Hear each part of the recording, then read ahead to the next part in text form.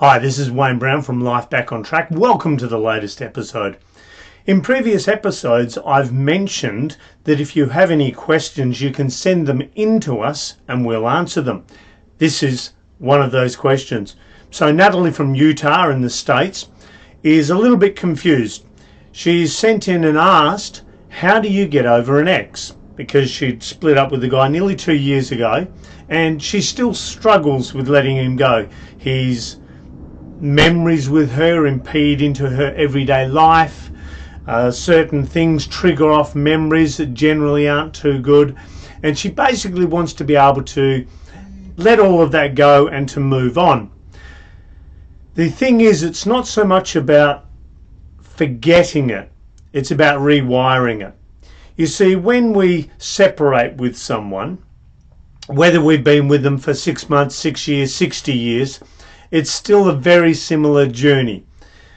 The thing is, our unconscious will have realized we have a certain amount of emotions that get triggered that need to be dealt with, and depending on our upbringing and our culture, we might not be comfortable addressing those things. Like certain emotions we're taught we have to suppress. We're not allowed to engage them or be able to put them out into the open.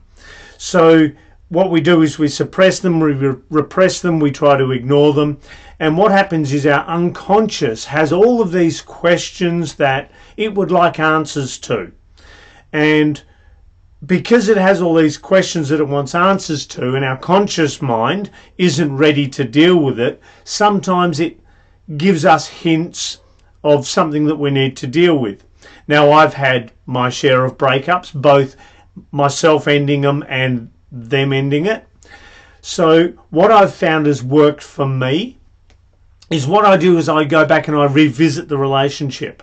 Now, if the relationship was really terrible, we wouldn't get with them at the start. So what I found was a good way to do it was to go back and visit the good times, to try and get a balance between the good memories and the bad memories. Because a lot of the times our mind will enlarge, it will magnify the negatives and make them sometimes a lot worse than they actually were. Because our human nature is we tend to notice negatives rather than positives, we'll fixate on them. And because we'll fixate on them, they take up a lot of our mindset and a lot of our time, which means we'll go over and over and over in our head. So therefore, we'll negate a lot of the positives and forget that they happen. So I find that's one good way of dealing with it. Another one is actually acknowledging things. So if, for example, with myself, I found that I was always subjugating myself to my previous partner's wants and desires and dreams and all of that sort of thing.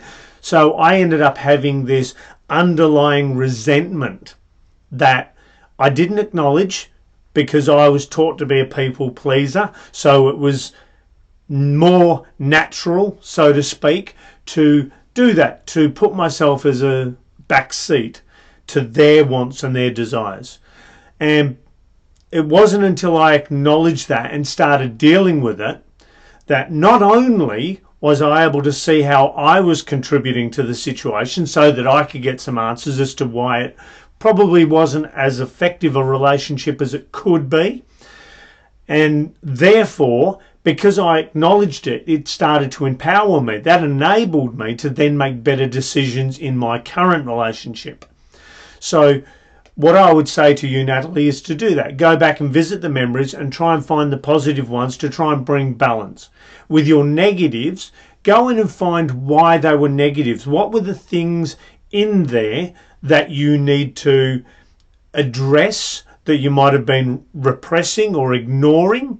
Sometimes there's red flags that were there at the start and we choose to ignore them because we want to see the good in people. You know, it's part of what some of us do. We try to look for the good in people. So sometimes we ignore obvious red flags. But if you acknowledge them, then you can be on the lookout for them next time and be better at dealing with them because you won't be repressing them or ignoring them the next time. Things like that, they tend to make a big difference.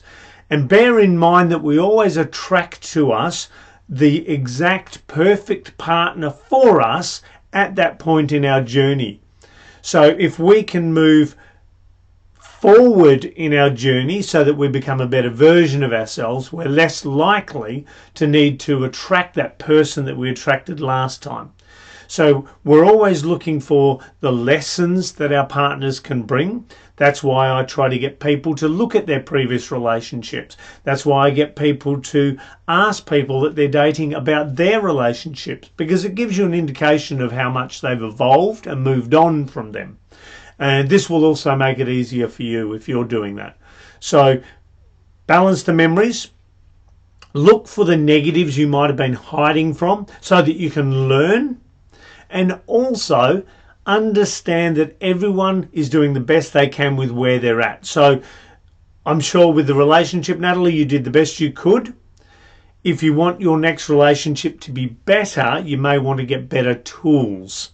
So for example, if you had struggles with conflict or voicing your wants, get some tools, some mindsets, some processes that will enable you to externalize those things so that your partner's aware of them, and you can then have that better relationship that you know you deserve.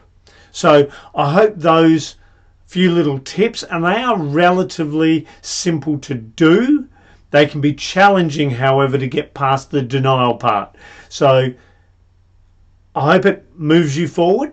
If you've got any further questions, again, feel free to send them in. That's the whole idea of these episodes, these question episodes, is where you can ask me something.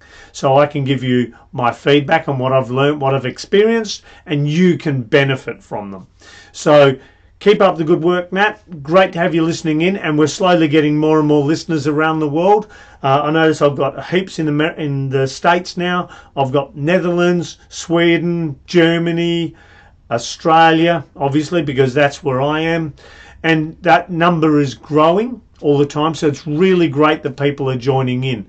Again, if you've got any questions, feel free to send them in and we'll answer them as quickly as we can get to them all. All right, look after yourselves, and remember, here's to a good life.